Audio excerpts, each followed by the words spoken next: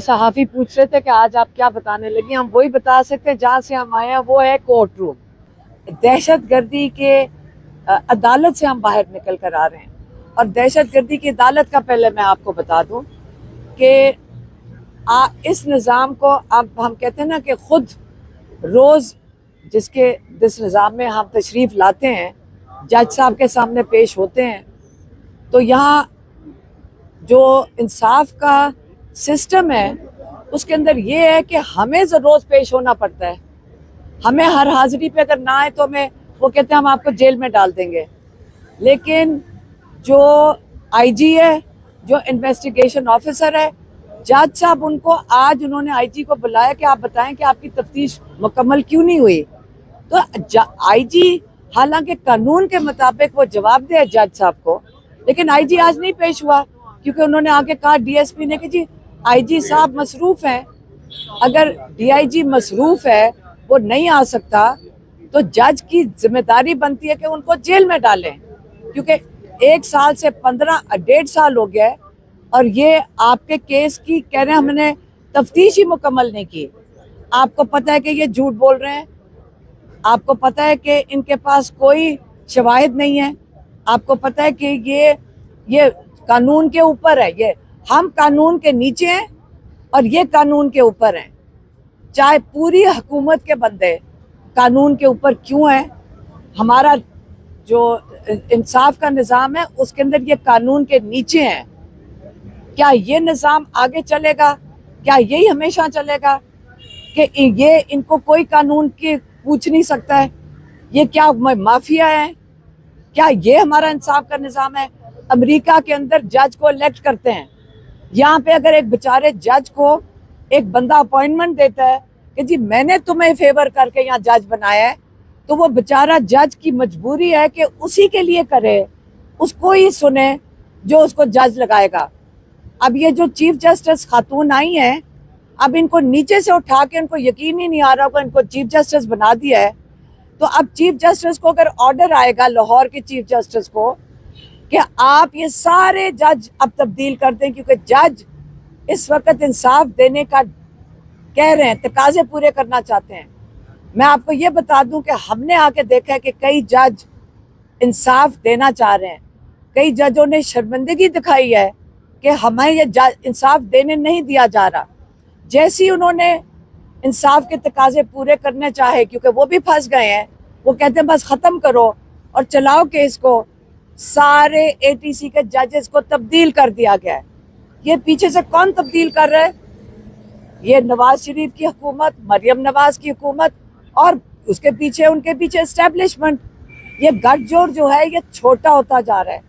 हम कब तक इस लाकानूनियत को बर्दाश्त करेंगे? हमें अपना सोचना पड़ेगा, सिर्फ इमरान खान का नहीं। ये सिर्फ इमरान खान के साथ नहीं हो रहा, हम सबके साथ हो रहा है। कल आप भी सोच लें, जब आपके बच्चे उठाए जाएंगे, जब आपके घर की खवातीन उठाई जाएंगी, आप मुझे बताएं किस कोर्ट में जाएंगे आप? वो तो जज वही करेगा बेचारा मजबूरन, क्योंकि उसके बच्चों को भी धमकियां हैं। कितनी देर ये धमकियां चलेंगी? ये निज़ाम नहीं चलने लगा। ये जुल्म का निज़ाम इमरान खान बारी बारी कह चुके नहीं चलेगा। तो ये इमरान खान कह रहे हैं मेरी फिक्र ना करें, आप अपने हकीकी आज़ादी के लिए खड़े हो जाएं, क्योंकि ये जो निज़ाम है मैं सिर्फ उसके रास्ते में खड़ा हूँ। ये जुल्म आपके साथ हो रहा है। जब आप असेंबली के ऊपर, नेशनल असेंबली के ऊपर आप वारदात करते हैं, तो आज आपने जमहूरियत के ऊपर वारदात की, इमरान खान ने कहा।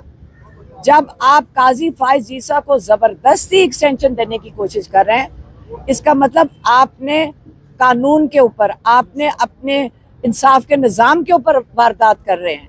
इस वक्त क्या हो रहा है? पीटीआई के एमएनएस को अगवा किया जा रहा है, उनकी फैमिलीज को उठाया जा रहा है। किस लिए? ताकि काजी फाइज ईसा को एक्सटेंशन मिल सके।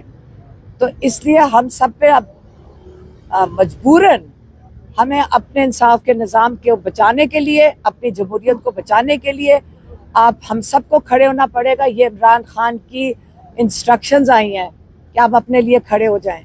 आप मेरी फिक्र ना करें, मैं जेल में बैठ के ठीक हूँ, मैं जेल में काट लूँगा। आप अपनी फिक्र करें कि आपके साथ क्या होगा। तो यही आज का मैं आपको हवाला दे दिया اور آپ کو پتہ چل گیا کہ اب ہمارا انصاف کا نظام کدھر جا رہا ہے. یہ بتائیے گا جتنی فکر شاید عمران خان کی بہنوں کو ہے، عمران خان کی شاید اتنی تو رہنماؤں کو نہیں ہے. تو ایک مدعا یہ ہے کہ نہ نواز شریف نے ڈیل کرنی ہے، نہ شہباز شریف نے، نہ زرداری نے. سیدھا مدعا ہے آرمی چیف اور ادارہ. تو کیا آپ انیشیٹ کریں گی اپنی بھائی کی خاطر کہ کوئی مذاکرات کا عمل شروع ہو، جو ڈیڈ لاک ہے وہ ختم ہو؟ کیونکہ عمران خان کی ضرورت ہے ملک کی، طاقتور فوج بھی ملک کی ضرورت ہے، مقبولیت ہے، طاقت ہے. تو آپ انیشیٹو کیوں نہیں لے رہی؟ آپ کو کون سی چیز ہوتی ہے؟ دیکھیں، اول تو آپ نے فوج کی بات کی، ادارے کی بات کیا. میرے اور میرے بہن کے جو ہسبینڈ ہیں دونوں ایئر فورس میں تھے، تو ہم تو خود اس فوج کے ساتھ ہمارا تعلق ہے. تو آپ جب فوج کی بات کرتے ہیں، میرے خیال میں یہ پوری بات نہیں ہے. فوج کے ساتھ ہی بات کر رہی ہیں آپ. عاصم منیر کی بات کر رہے ہیں. عاصم منیر کو اگر کوئی اپنے خدشات ہیں آ کے ہمیں بتا دے، ہمیں کیا پتہ ہے؟ میں کیوں بات کروں؟ اس کو مسئلہ تو اس کو ہے جو ہمارے بھائی کو جیل میں ڈالا ہوا ہے. اس مسئلہ تو جس کو ہے وہ آ کے بات کرے، بتائیں تو صحیح ان کا مسئلہ عمران خان سے ہے کیا. کیونکہ وہ لوگوں کی آواز ہے اس لیے اس کے ساتھ مسئلہ ہے. وہ عمران خان کو نہیں دبانا چاہ رہے، وہ آپ کو دبانا چاہ رہے ہیں. عمران خان کیا مانگ رہا ہے؟ وہ کہہ رہے ہیں میرا مینڈیٹ واپس کرو. وہ آواز کس کی بن رہے ہیں؟ وہ لوگوں کی آواز بن رہے ہیں. عمران خان آپ لوگوں کی آواز ہے. کروڑوں ووٹ جو آپ لوگوں نے ڈالے تھے انہوں نے چوری کر کے ان کو پکڑا دیے. اب آپ کے لیے جب کھڑا ہو کے عمران خان جیل میں بیٹھا ہے تو وہ آپ عمران خان کیا ڈیل کرے کہ آپ کے ووٹ کے لیے نہ کھڑا اور اپنی زندگی مانگے؟ عمران خان نے نہیں مانگی اپنی زندگی. عمران خان ابھی بھی کہہ رہے ہیں اسٹولن مینڈیٹ واپس کریں، انصاف کے نظام کے ساتھ کھلواڑ نہ کریں. اور عمران خان کے 2 مطالبات ہیں، وہ باری باری کہہ چکے ہیں. تو آپ کیا چاہتے ہیں؟ آپ لوگ بتا دیں کہ کیا ڈیل کریں ہم جا کر ان کے ساتھ. آپ مجھے بتا دیں، ہم وہی جا کے بات کر لیں گے. میم، عمران خان صاحب نے یہ کہا کہ جب یہ پارلیمنٹ والا معاملہ وہ لوگوں کو گرفتار کیا گیا، انہوں نے کہا کہ میں نے اپنی ایک کمیٹی بنائی تھی، کچھ لوگوں کو کہا تھا کہ آپ اسٹیبلشمنٹ کے ساتھ ڈیل کریں.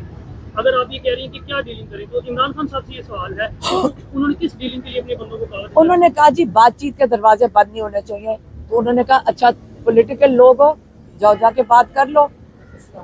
پاکستان کی جو کہتے ہیں نا سیاست، تو انہوں نے کیونکہ لوگ کہتے تھے عمران خان بات کرنے کو تیار نہیں. انہوں نے کہا ٹھیک ہے کمیٹی بنا دو. تو کیا کیا انہوں نے؟ دھوکہ دیا. عمران خان کل کہہ رہے تھے، کہتے 7 بجے اٹھا کر میرے پاس اعظم سوادی کو بھیج دیا، مجھے سوئے ہوئے کو اٹھایا اور آ کے یہی کہنا تھا ہاتھ پاؤں جو پکڑ کے کہتے جی وہ منتیں کر رہے ہیں کہ آپ جلسہ کینسل کر دیں، پوسٹ پون کر دیں. اور انہوں نے ڈیٹ دی 8 تاریخ کی. اور انہوں نے کہا جی اب قسمیں کھا کر جو بھیجے اور آگے کہہ کے جی ہم اس کو فیسیلیٹیٹ کریں گے، آپ کے لوگوں کو تنگ نہیں کریں گے، ہم خود اس کی سیکیورٹی دیں گے، آپ بس 22 تاریخ کا جلسہ نہ کریں. اس کے بعد کیا کیا آپ لوگوں نے دیکھا نہیں؟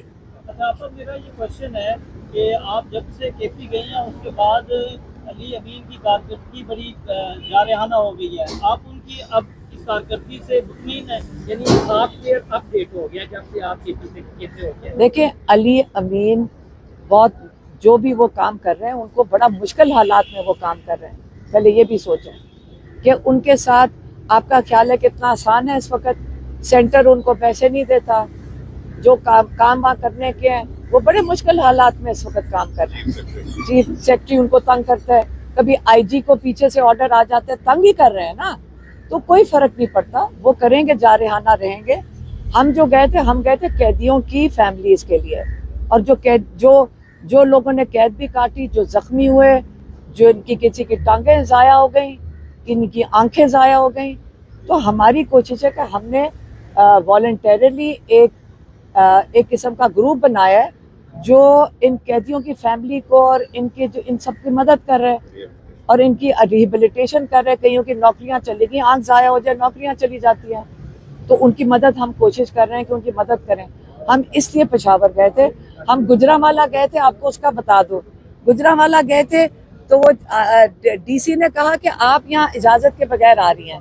تو میں نے سوچا تھا کہ اس کے بعد پاسپورٹ لے جایا کروں گجرانوالہ کے لیے. ان کو پوچھا کہ میں پاسپورٹ لے آؤں، اور جس گھر میں ہم ملنے جا رہے تھے قیدیوں کی فیملی کو جو ملٹری جیل میں ہے، ادھر وہاں کے جو پولیس ہے انہوں نے چھاپا مار کے ان ساروں کو بھگا دیا. تو یہ آپ ان کی فیملیز کے ساتھ ظلم کر رہے تھے. ملٹری جیل میں اور کہاں ہے، باقیوں کے ساتھ جو وہاں پہ بچوں کے ساتھ زیادتیاں بہت ہو رہی ہیں، وہ بچے غریب ہیں، کئیوں کو ہم مدد کرتے ہیں تاکہ ان کی فیملیز ان کو ملنے جا سکیں، ان کے پاس اتنے پیسے نہیں ہیں کہ وہ پیٹرول اتنا ڈلوا سکیں 1-2 گھنٹے کا سفر کر کے۔ تو ہم اس وقت اسی پہ ہمارا زیادہ فوکس ہے کہ جو لوگ جیلوں میں ان کی فیملیز کو فیسیلیٹیٹ کر سکیں، ہم جتنا کر سکتے ہیں والنٹیرلی۔